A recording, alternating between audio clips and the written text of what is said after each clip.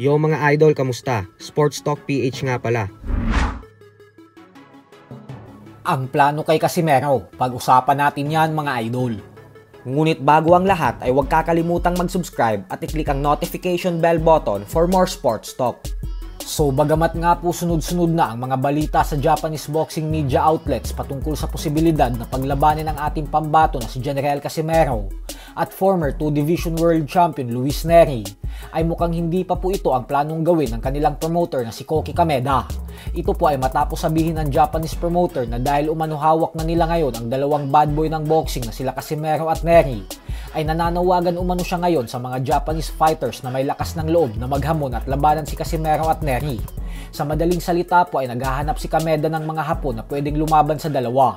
Posible po na ginagawa ito ng Kameda Promotions dahil gusto muna nilang lutuin at mas lalong painitin sa Casimero at Nery para mas maging maganda at kaabang-abang ang kwento at build up ng dalawa sa oras na sila na talaga ang magtatagpo sa ibabaw ng lona. Pero syempre para po hindi masira ang plano na ito ni Koki Kameda, ay kailangan talagang manalo ni Casimero at Nery sa mga ibibigay sa kanilang mga kalaban. At dapat hindi sila masilat upang makaabante sila sa kanilang mga plano na mega showdown. At syempre ang pinakakalaban po ng dalawa ay ang timbangan sa weigh-in na siyang dahilan kung bakit parehong nasuspindi si Casimero at Nery sa bansang Japan sa nakaraan.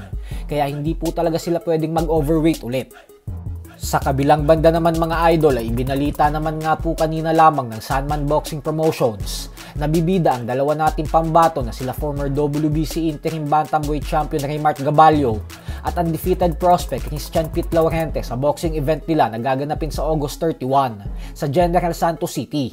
Makakasagupa po ni Gabalio ang dayong Indiano na si Pawan Kumar Arya sa isang 10-rounder fight. May record po itong 7 wins with 5 knockouts at 2 talo lamang.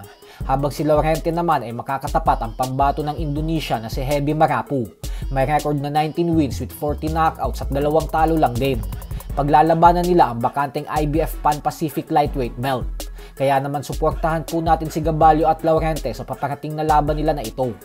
Samantala, matapos naman nga pong sabihin kahapon ni Ryan Garcia na nakikita niya daw na knockout ang sasapitin ni Terence Crawford sa kamay ni Canelo Alvarez sa susunod na buwan, ay sinabi naman nga po ni Garcia kanina na hindi niya daw kasi nakikita na madadala pa ni Crawford ang kanyang bilis pagdating sa 168-pound super middleweight division. Kaya madali lang umano itong matatamaan ni Canelo.